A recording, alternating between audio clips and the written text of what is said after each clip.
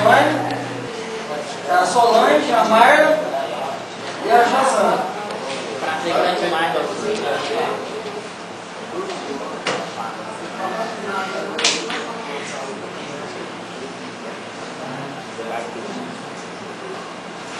Então, o que é o alcoolismo? É o conjunto de problemas relacionados ao consumo excessivo e prolongado do álcool e todas as consequências decorrentes. As consequências, todo mundo sabe que as irresponsabilidades, né? As coisas erradas que as pessoas fazem quando estão alcoolizadas. A origem do álcool. É a droga mais conhecida e aceita socialmente. Todo mundo só bebe socialmente, né? Cerveja, né? Bebe hoje, né? Amanhã e depois também. A cerveja é só para estimular o apetite mesmo, né? É o consumo, é consumido pelo homem desde sempre. Então, desde que a gente já passa a entender mais, já vem falar de álcool. É muito procurado devido à crença que seus efeitos são estimulantes, né? Estimulante para almoçar, estimulante para chegar na menina, né? Para conversar, estimulante para brigar. Você dá coragem para tudo. Você está sentindo frio, bebe para esquentar. Se esquenta, bebe para comprar. Quer comprar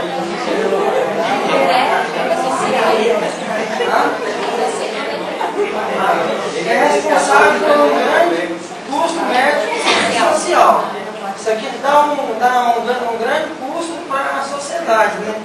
Porque para tratar tem que internar e muitas despesas. O que é álcool? O álcool é um líquido incolor produzido a partir de cereais, raízes e frutos. Pode ser obtido mediante a fermentação ou por destilação deste produto. Então qualquer um pode ter um alambique no fundo de casa, né? Só pegar umas raízes lá e saber fazer a fermentação. Passa a receita. Essa receita é doida. Não tem como. A Maia vai dar continuidade. Como acontece a independência? Como a gente sabe, a dependência em si, ela não é uma coisa só que leva a pessoa a ser alcoólatra, ela é um conjunto de fatores. O primeiro fator é a predisposição genética. Foi feito um estudo e comprovou que familiares de alcoólatras, eles têm mais probabilidade de ser alcoólatras. Então, se tem alguém na família, tem que ficar esperto, né? Mas uma pessoa que bebe todo final de semana é alcoólatra? A quantidade pode ser só no final de semana, é considerado alcoólatra. Dependente das doses que você toma. Mas é alcoolismo. Alcoólatra é aquele que bebe todos os dias, cedo, à tarde e à noite, praticamente. Não, mas se você bebe só no final de semana e não tem controle, é considerado alcoólatra.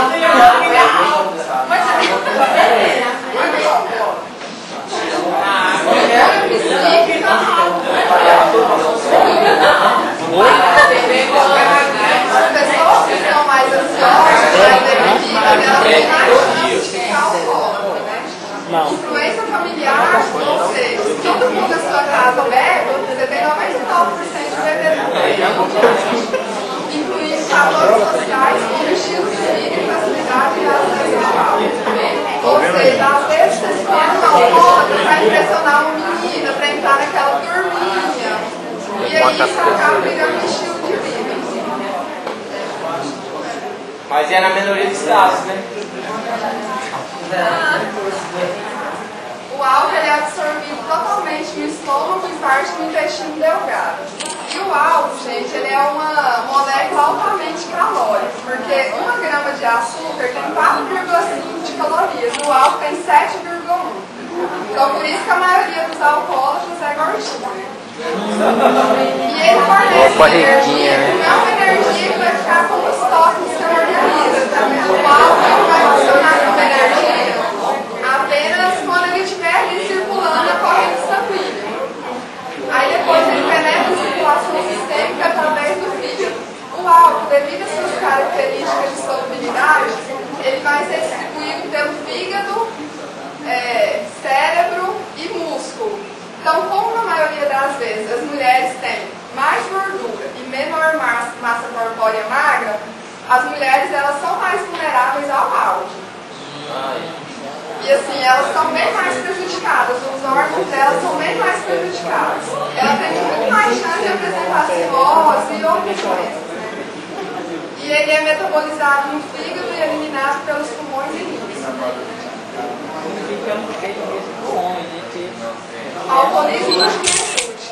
A gente decidiu abordar esse tema na juventude porque na juventude você está vivendo aquela crise do eu, você está querendo descobrir o mundo, você está passando por aquela fase de descoberta, você não sabe quem é você.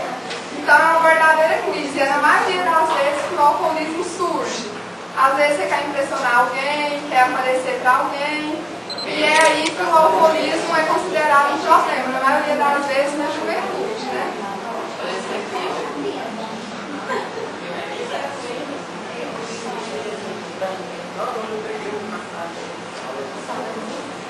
Agora, vamos falar das consequências que o álcool traz, né? Uma das consequências é as consequências físicas.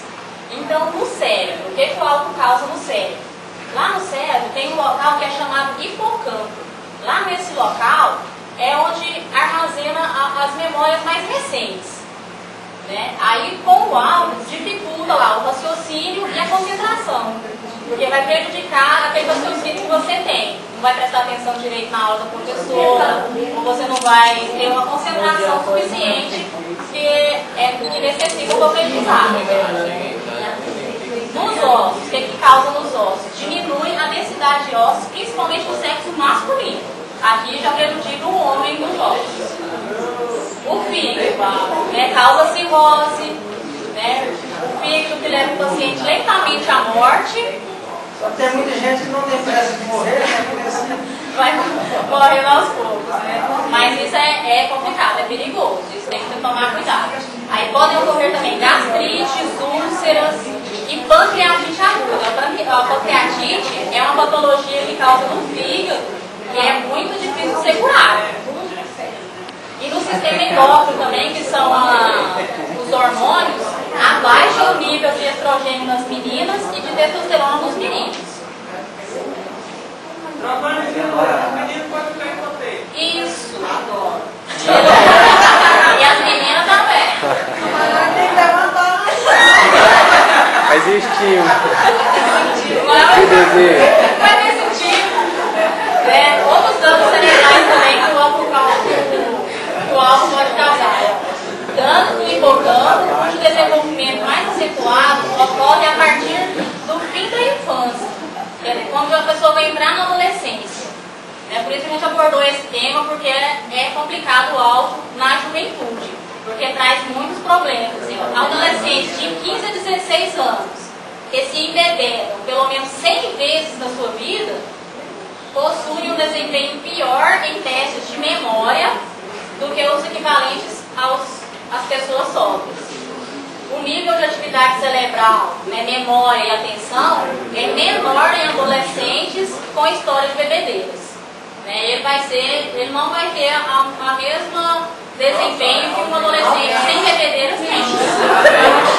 Então você se torna preso à bebida. Os adultos que se começam a beber antes dos 14 anos, 47%, quase a metade das pessoas que começam a beber antes dos 14 anos se tornam dependentes. E se começar com 21 anos, a porcentagem é só de 9%. Então, beber na juventude, começar a beber na juventude é muito perigoso.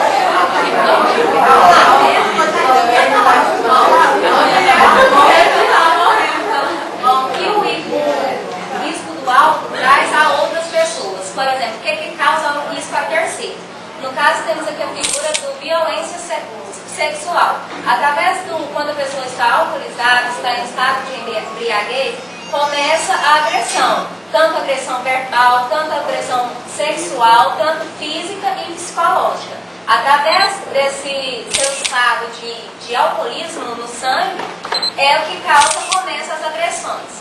E é mais utilizado o abuso sexual entre mulheres e principalmente a violência doméstica entre marido e mulher. causa isso? Causa uma gravidez indesejada e principalmente doenças, que fica muito comum hoje as doenças de AIDS, principalmente doenças contagiosas, que talvez você bebe, fica com o garoto, não sabe se usou preservativo, não sabe se a pessoa tem doença. Então é muito perigoso isso com o sexo sem preservativo. Bem, o álcool e o comportamento pessoal da pessoa que está ingerindo álcool.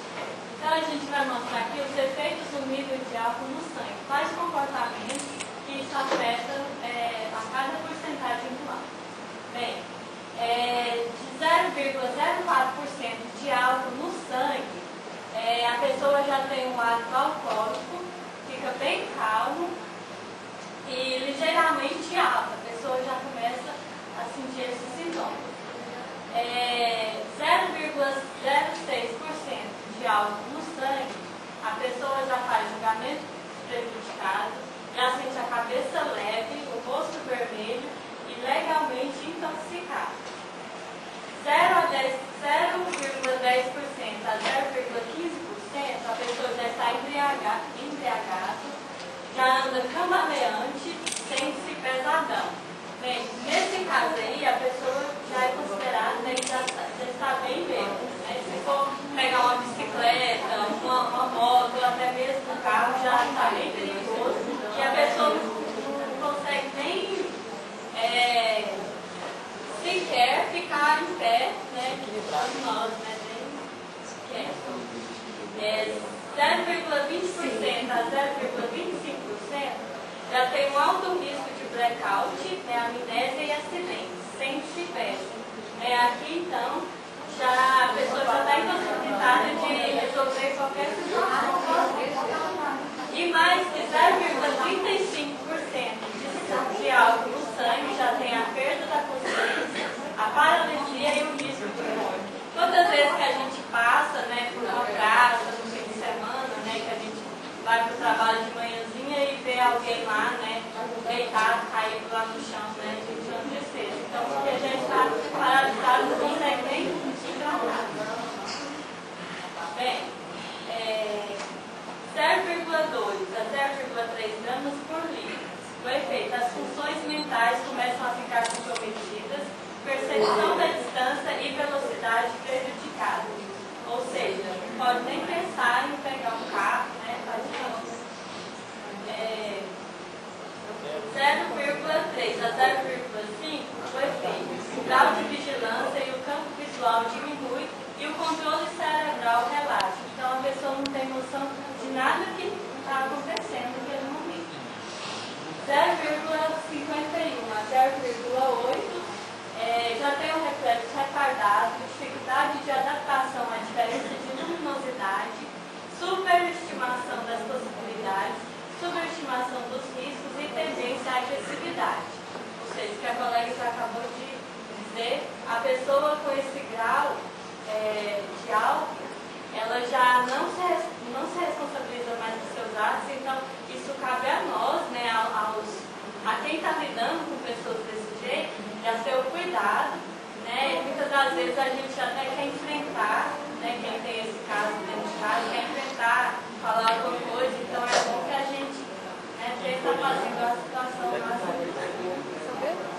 1,5 a 3 gramas já tem dificuldade de controlar o veículo, com capacidade de coordenação e falhas na coordenação neurovascular. 3,5 já está com embriaguez, né, um corpo alcoólico de dupla visão, ou seja, aquela pessoa que já não consegue mesmo saber o que está ali na sua frente. Mais sérios e imediatos se envolvendo com terceiros. Foi o que eu disse, quem toma a companhia de uma pessoa embriagada tem que ter a responsabilidade pela sua vida e também aconselhar e tentar apaziguar a situação para que aquela pessoa não cometa, né, alcoolismo, né? Aí tem algumas propagandas que dizem: não deixe que um simples copo pare sua vida. A pessoa aí, você vê que estava dirigindo e para tomar. Fique vivo, se beber não dirija, nem dê problema. Então, infelizmente, a gente vê muita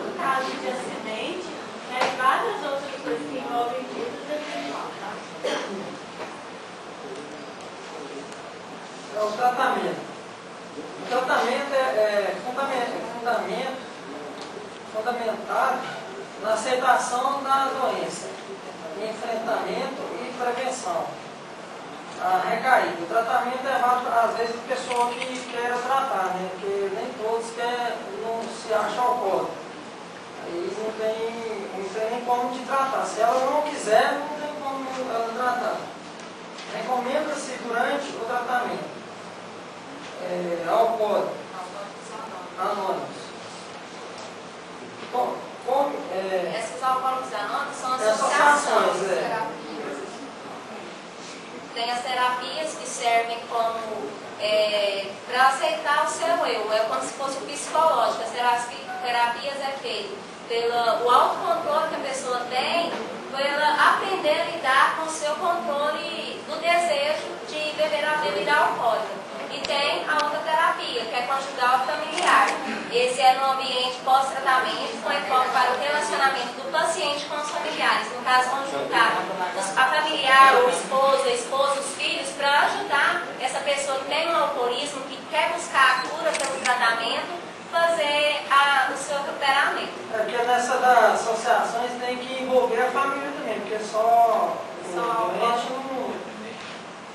não consegue. O auxílio de remédio.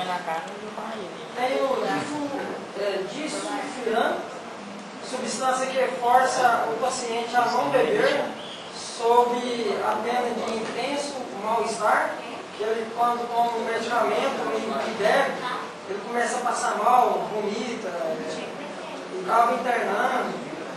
Aí relaxa, às vezes, geralmente o pessoal toma mais algum parente está escondido, né? Porque ele beber para parar ele vai. Aí ele acha que está passando mal por causa da bebida. E ele vê um medicamento.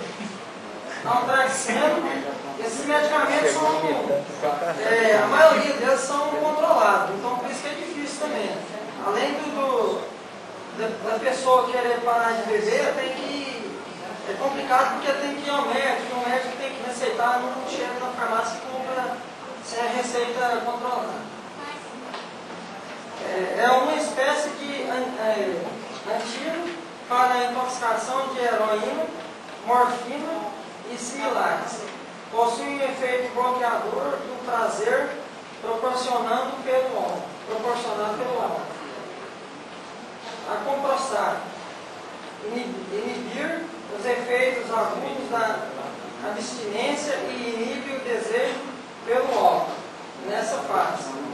Então, esses são medicamentos que, além de terapias, tem os medicamentos que ajudam você a parar aquele estímulo que você tem por beber, aquela vontade que você tem, além das terapias, de várias coisas, a gente tem os medicamentos, que é sobre consulta médica. É sempre bom lembrar isso, vocês irem ao médico, ressaltar e pedir ajuda. Se você conhece alguém, você precisa dessa ajuda, sempre vai ter alguém que vai te ajudar.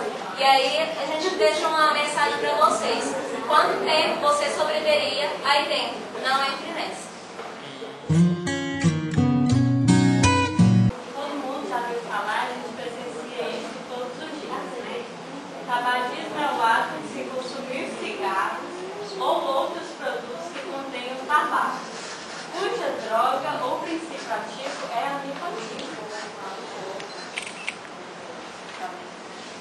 Quem é considerado fumante, na verdade, né? Quem experimenta, né, uma vez é considerado, quem fuma ali só perto dos amigos, né, só naquela hora ali para fazer. Não. É quem fuma atualmente é considerado fumante. Quem já fumou mais de 100 cigarros, ou seja, 5 maços, desde que iniciou a fumar, ou já fumou mais de 50 charutos, desde que iniciou a fumar. Esses são considerados fumantes. Apresentação do cigarro.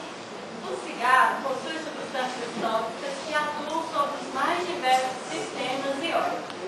Contém mais de 60 substâncias cancerígenas, sendo as principais citadas abaixo, que é a nicotina, benzopirenas, substâncias radioativas, agrotóxicos, solventes, metais pesados, níquel e arsênio.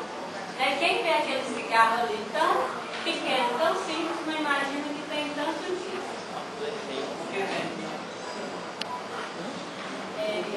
Alexandre. O cigarro, ele contém o formol, que a gente conhece como conservante de cadáver, para a gente ter uma noção. A naftalina é eficiente para matar baratas. A acetona é o removedor de esmalte, todo mundo conhece. A amônia é um desinfetante para pisos. O fósforo, P4P6, que é usado em veneno de ratos. E a terebentina, que dilui tinta óleo. Então, o cigarro faz mal até na propaganda, para você ver. Tanto que... Não anda falar isso não, João, não vai escutar não. O tabaco e seus derivados. A gente, falar em tabagismo, a gente lembra só daquele cigarro, né, do maço, mas não. Ele pode ser usado de diversas maneiras, de acordo com a sua forma e apresentação. Ele pode ser o inalado, que é o cigarro, o charuto ou o cigarro de palha, que é esse mais comum que a gente conhece. O aspirado, também conhecido como café, geralmente, né, quem faz esse uso são os indígenas, mas também na sociedade tem quem consome. E o mascado, que é aquele fuminho de rolo, né, que as pessoas mais antigas principalmente gostam. Porém, né, vale ressaltar que sobre todos os tipos desse que a gente citou, já prejudicial à saúde.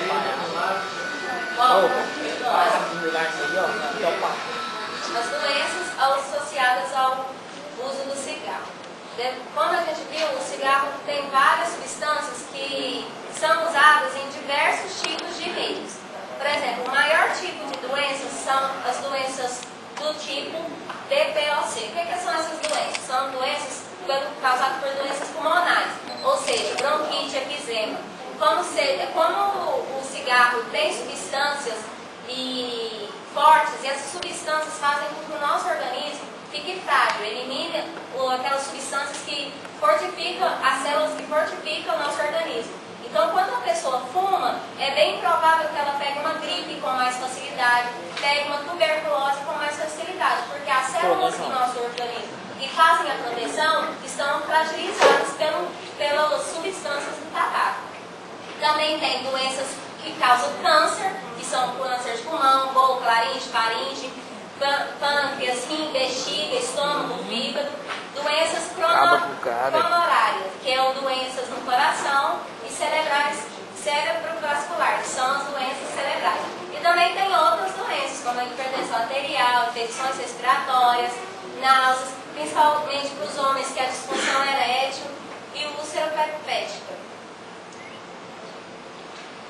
E é bom ressaltar que a influência da propaganda antigamente era muito usada. Por exemplo, era muito usada, ou seja, colocava-se na televisão propaganda de cigarro com jovens saudáveis, homens saudáveis, mulheres bonitas, fumando junto com amigos na alta sociedade. E isso foi proibido. Tanto que nas caixas de cigarro hoje já tem as fotos do que causa o cigarro. Então é bom ressaltar, nós vamos mostrar algumas fotos aqui para vocês.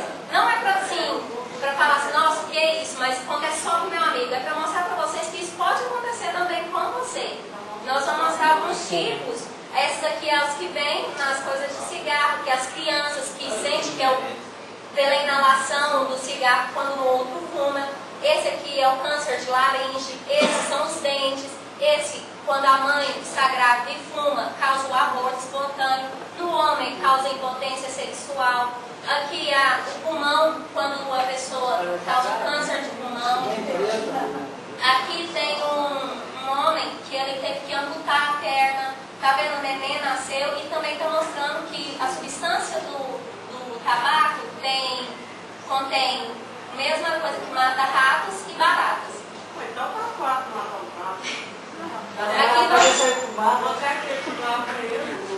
Vamos ver as diferenças. Aqui tem um pulmão normal e aqui tem um pulmão de quem é fumante, totalmente desempretejado e degradado. Vamos ver os dentes normais. Esse é um dente normal, esse começa a ser um dente de fumante, esse é outro dente normal e esse já é um dente de um fumante.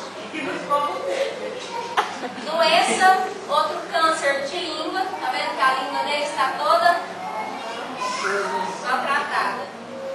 Câncer aquele fumo do cachimbo. Tá vendo? A boca dele está se perdendo. Câncer de garganta.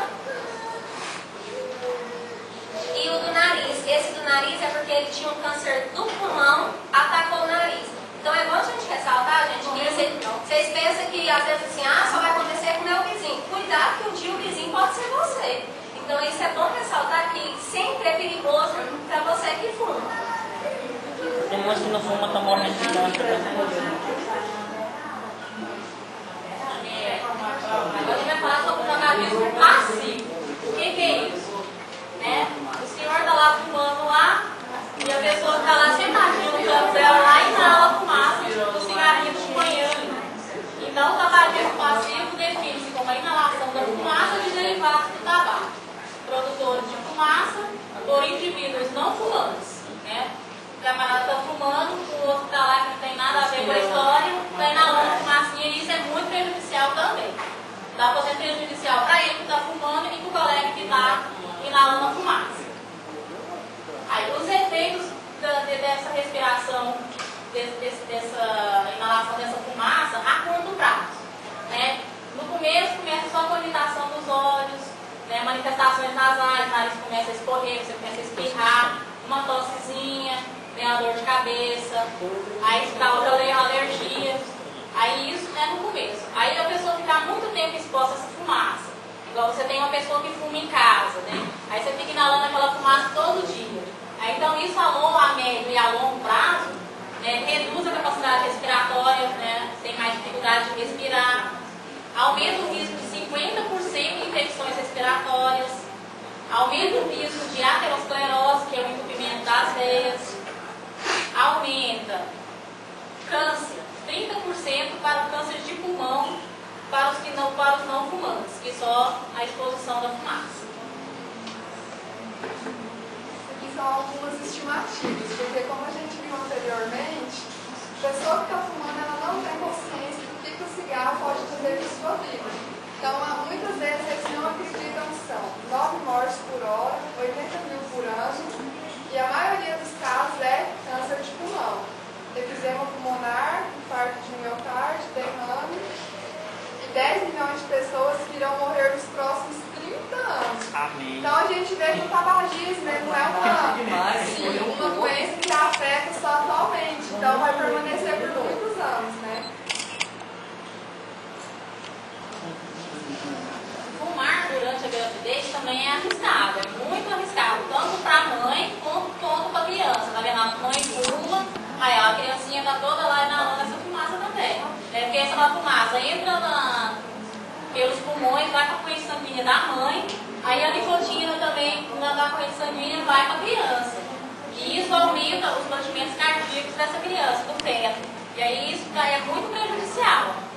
Aí, ó, traz isso de aborto espontâneo, isso pode causar um aborto, um nascimento prematuro, o bebê pode nascer com baixo peso, pode causar até a morte desse bebê, da mãe e do bebê, pela tenta prévia e episódios de sangramento.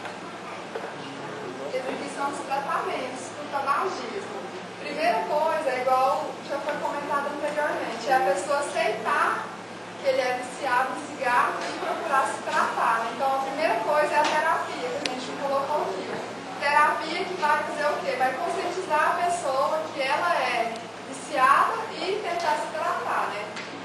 Agora tem aqui goma de mascar com nicotina, é a mesma coisa que um chiclete. A pessoa vai mastigar, vai ter o sabor de nicotina e aí vai diminuir os sintomas de abstinência.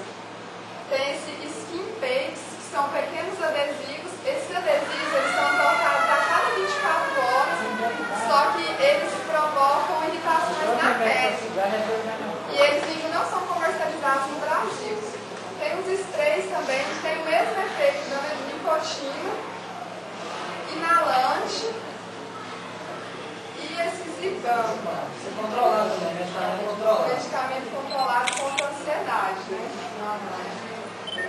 E essas aqui são algumas vantagens de parar de fumar. Só um alerta final. Fique esperto. E é isso, gente, foi o nosso trabalho apresentado. E nós queremos deixar com vocês alguns campeiros sobre o tabagismo e o alcoolismo.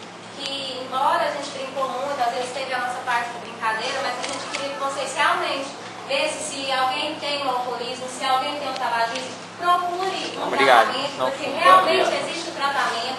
Você que conhece alguém, passe isso adiante e ajude a salvar pessoas que não estão aqui assistindo essa palestra também.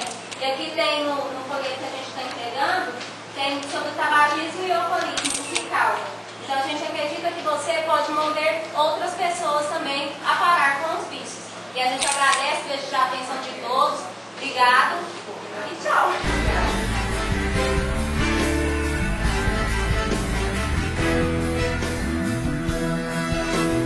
Veja e não diga que a canção está perdida. Tenha fé em Deus, em